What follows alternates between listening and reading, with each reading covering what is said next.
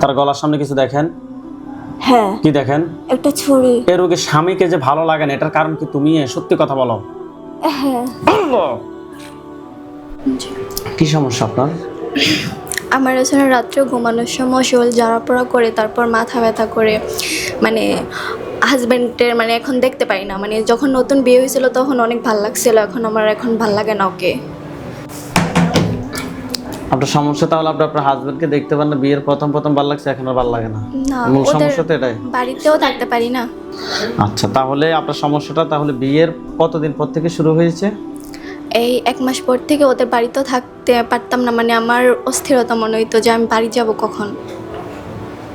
ঠিক আছে, আপনার হাত দুটো মুষ্টি করে উপরের দিকে তোলেন, চোখ বন্ধ করেন। একটু কি দেখছিলেন, পুরুষ না মহিলা? পুরুষ। ওই জায়গায় ওই খাঁচার মধ্যে ওই পুরুষটাকে দেখবেন।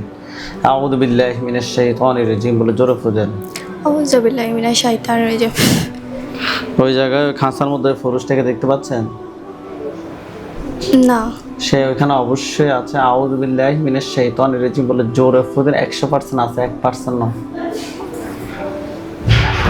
ফুঁদেন। আউযু বিল্লাহি মিনাশ শাইতানির রাজিম। দেখেন সে ওইখানে ওই খাঁচার মধ্যে বন্দি আছে। যেখানে বন্দি করছে, যে খাঁচার মধ্যে বন্দি করছে, ওই জায়গায় ওই খাঁচার মধ্যে বন্দি আছে। আছে না, ওখানে শুধু আমার ছেলেকে দেখতে পারতেছি। এটা আপনার ছেলে নয়, এটা ছেলের আকৃতি নিয়ে আসছে। কুল্লু মান আলাইহা ফান বলে জোরে ফুঁদেন। দেখেন ওই আগের পুরুষটাই যে আকৃতিতে ছিল, সে ওই আকৃতিতে ফিরে আসছে। না। আচ্ছা, আপনার ছেলের আকৃতিতে নাকি? হ্যাঁ। মূলত এটা আপনার ছেলে নয়, এটা মূলত সে। এই, তুমি তোমার মূল আকৃতিতে ফিরে আসো, না হয় তোমাকে এখনই জবাই করবো আমি। দেখেন আকৃতি চেঞ্জ হয়েছে। না। আপনার ছেলের আকৃতিতে আছে। হ্যাঁ। শয়তান। দেখেন এটার উপর একটা খাঁচা পড়ছে। হ্যাঁ, পড়ছে। আলহামদুলিল্লাহ বলেন। আলহামদুলিল্লাহ। হাত নামান, চোখ বন্ধ রাখেন। আপনি 100% আল্লাহর উপরে বিশ্বাস রেখে আউযু বিল্লাহি মিনাশ শাইতানির রাজিম বলে জোরে এটার দিকে ফু দেন। আর এটা বিশ্বাস রাখেন যে তার আকৃতি চেঞ্জ হবেই, অবশ্যই চেঞ্জ হবে। বিশ্বাস রেখে জোরে ফু দেন, অবশ্যই তার আকৃতি চেঞ্জ হবে। আউযু বিল্লাহি মিনাশ শাইতানির রাজিম। দেখেন তার আকৃতি চেঞ্জ হয়েছে। হ্যাঁ, হুজুর টাইপ। হুজুর টাইপের না? হ্যাঁ। আচ্ছা, কষ্ট করেন যে তোমার নাম কি মৌলভী সাহেব? আপনার নাম কি? রিজাত। হ্যাঁ, রিজাত। রিজাল। ধর্ম কি? ধর্ম কি? মুসলিম। জি, আপনি ফাইনজীবী গায়ে দিয়ে টুপি মাথার দিয়ে আল্লাহর ওলি সাজলে আমরা যে আপনাকে মুসলিম মনে করব, বিষয়টা কিন্তু কেমন নয়। এটা নিশ্চিত থাকেন। আপনার ধর্ম কি সেটা আমি বের করব, আপনাকে হত্যা করব যদি সত্যি কথা না বলেন। আপনার ধর্ম কি? আপনার ধর্ম কি? মুসলিমই বলতিস। কেন আমার কাছে আসছে? কেন আমার কাছে আসছে? ওনাকে নাকি পাঠানো হয়েছে।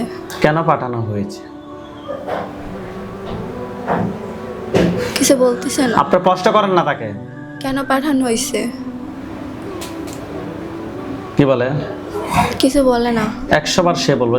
শয়তান তো। তুমি যদি ভালোই হইতে তাহলে তুমি উত্তর দাও না কেন?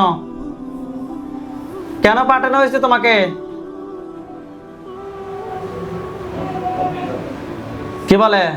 কিছু বলে না। বলবে না তো, সে শয়তান তো। ওটা চতুর্পাশে সাদা পাঞ্জাবি, সাদা পাগড়ি পরা অনেকগুলো হুজুর দেখবেন, সবার সামনে যিনি উনি বৃদ্ধ, ওনার দাড়িগুলো সাদা। হুজুর দেখতে অনেক সুন্দর। হুজুর আপনার যেখানে আছেন এই মুহূর্তে আল্লাহ তাআলার ইচ্ছে দ্রুত চোখের সামনে 5000 দুজনে সে হাজির হন।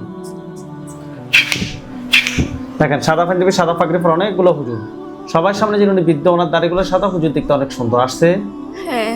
বৃদ্ধ হুজুর, যিনি ওনাকে সালাম দেন। আসসালামু আলাইকুম। ওয়ালাইকুম আসসালাম ওয়া রাহমাতুল্লাহ বলছে।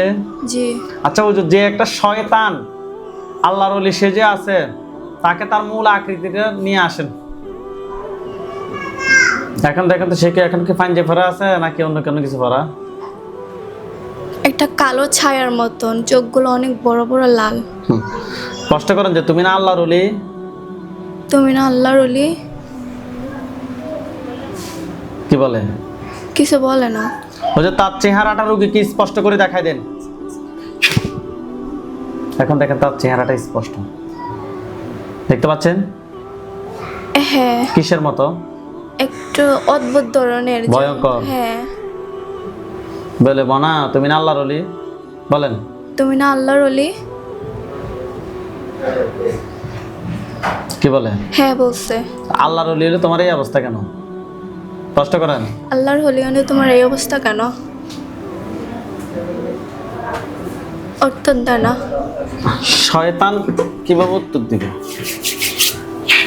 মাথায় বাবা দেন। তার গলার সামনে কিছু দেখেন? হ্যাঁ, কি দেখেন? একটা ছুরি। এর রোগে স্বামীকে যে ভালো লাগে না, এটার কারণ কি তুমি? সত্যি কথা বলো। হ্যাঁ। বলো। তার মাথাটা আলাদা হয়েছে? জি।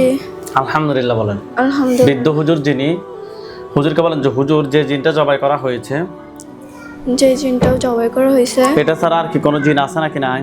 এটা ছাড়া কি আর কোনো জিন আছে? হ্যাঁ আছে। কয়টা আছে? 5টা। 5টাকে ধরে নিয়ে আসতে বলেন। হ্যাঁ ধরে আনছে। 5টা আত্মীয় স্বজন কয়টা আছে ক্ষতি করার মতো? 49 জন। ওই 49টাকে ধরে নিয়ে আসেন। হ্যাঁ, জি ধরে আনছে। জিন সবগুলোকে জবাই করেন।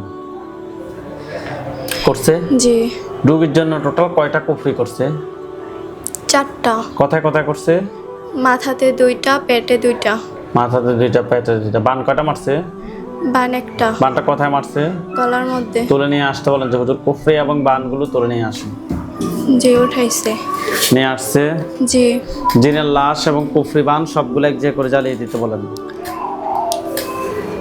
জি জ্বালাই দিস। হুজুরকে বলেন যে হুজুর আমার সাথে হুজুর আমার সাথে জিন, বান, কুফরি, জিন, বান, কুফরি এ ধরনের কোনো সমস্যা আছে নাকি নাই? এই ধরনের কোনো সমস্যা আছে? না, পরবর্তীতে নাকি ক্ষতি করবে। পরবর্তীতে ক্ষতি করবে এরকম কয়টা জিন আছে? পরবর্তীতে ক্ষতি করবে এরকম কয়টা জিন আছে? 6টা।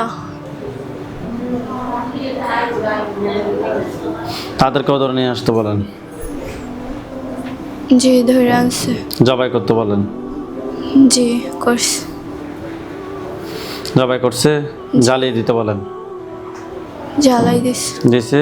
জি। হুজুরকে বলেন যে হুজুর আমার সাথে হুজুর আমার সাথে জিন, বান, কুফরি জিন, বার, কুফরি কোনো সমস্যা আছে নাকি নাই? কোনো সমস্যা আছে কি নয়? কি বলছে? না। আলহামদুলিল্লাহ বলেন। আলহামদুলিল্লাহ।